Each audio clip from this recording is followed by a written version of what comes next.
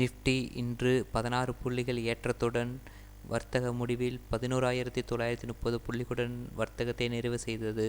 அதாவது 0.14% வர்த்தகத்தை இன்று முடித்தது.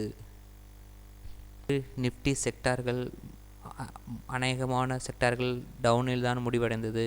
நிஃப்டி ஐடி 1.67% உயர்வுடன் முடிவடைந்தது.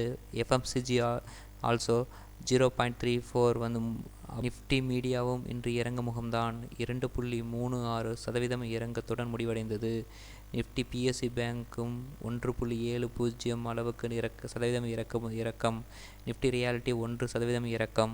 சென்செக்ஸ் இன்று 84 புள்ளிகள் உயர்ந்து வர்த்தக முடிவில் 40,593 புள்ளிகளுடன் வர்த்தகத்தை நிறைவு செய்தது.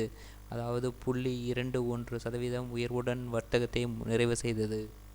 சென்செக்ஸ் 30 பங்குகளில் ஐடிசி இன்று 2.59% உயர்வுடன் வர்த்தகத்தை நிறைவு செய்தது.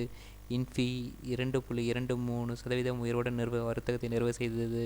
இன்ஃபியின் Q2 ரிசல்ட் வரும் வியாழக்கிழமை அறிவிக்கப் போகிறார்கள். பாரதி ஏர்டெல் இன்று 2.33% டவுன். நிஃப்டி 30 பங்குகளில் 18 பங்குகள் இன்று ஏற்றத்துடன் தன் வர்த்தகத்தை நிறைவு செய்தது. மீதி 12 பங்குகள் இன்று தன் வர்த்தகத்தை இறக்கத்துடன் நிறைவு செய்தது. சென்செக்ஸின் மார்க்கெட் கேபிட்டலேஷன் 79,52,779 கோடிகள். சென்செக்ஸ் 29.6 மடங்கு பிஇ வேல்யூவாக உள்ளது. பிபி வேல்யூ 3.02 மடங்காக உள்ளது. இது என்னை பொறுத்த வரைக்கும் ரொம்ப அதிகமான வேல்யூ. சந்தையில் எஃப்ஐஐ 6,100 கோடி முதலீடு செய்துள்ளனர். 5,485 கோடிகள் வெளியில் எடுத்துள்ளனர். நிகர மதிப்பாக 615 கோடிகள் முதலீடு செய்துள்ளனர். இன்றைய சந்தையில் டிஐஐ 1,960 கோடிகள் முதலீடு செய்துள்ளனர். 2,989 கோடிகள் பணத்தை வெளியில் விற்று எடுத்துள்ளனர். நிகர மதிப்பாக 1,028 கோடிகள். ரூபி டாலருக்கு எதிராக 73 ரூபாய் 31 பைசாவுக்காக வர்த்தகமாகிக் கொண்டிருந்தது.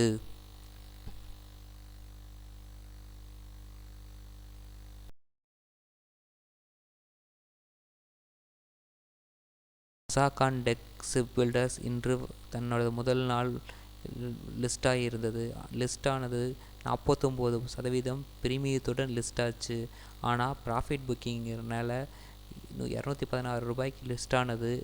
கடைசியில் மார்க்கெட் முடியல 171 ரூபாய் 95 பைசாவுக்கு முடிவடை. ஹார்லி டேவிட்சன் தன் ஹீரோ மோட்டார் கார்ப்புடன் பேச்சுவார்த்தையில் இருப்பதாக செய்திகள் வருகிறது. அதாவது ஹார்லி டேவிட்சன் வண்டிகளை டிஸ்ட்ரிபியூஷன் பார்ட்னர்ஷிப்பாக விற்பதற்கு மினிஸ்டர் இன்று 73,000 கோடி பேக்கேஜை அனௌன்ஸ் பண்ணாங்க. அந்த பேக்கேஜ் ஸ்டேட்லாம் 50 வருஷத்துக்கு இன்ட்ரெஸ்ட் ஃப்ரீ லோனாகவும், அப்புறம் சில சென்ட்ரல் கவர்மெண்ட் எம்ப்ளாய்க்கு கன்சூமர் பூஸ்ட்டு. காலை 10 மணி அளவில் மும்பையில் பெரிய பவர் ப்ராப்ளம் ஏற்பட்டது. கடைசியில் இது கிரிட் ஃபெயிலியரால் ஏற்பட்டது என்று சொன்னார்கள். இந்த ஃபெயிலியர் பல வருஷங்களுக்கு அப்புறம் நடக்கிறது. தொடர்ந்து 8 செஷனாக நிஃப்டியும் சென்செக்ஸும் ஏற்றத்துடனே தன் வர்த்தகத்தை நிறைவு செய்கிறது. ஆனால் என்னை பொறுத்த வரைக்கும் வேல்யூவேஷன் ரொம்ப அதிகமாக இருக்குது. பார்ப்போம் வரும் காலங்களில் என்ன நடக்கும் என்று. யூடிஐ ஏஎம்சி இன்று தன் பங்கை லிஸ்ட் செஞ்சது. ஆனால் விலை 11% இறக்கத்துடன் தான் லிஸ்ட்டு செஞ்சது.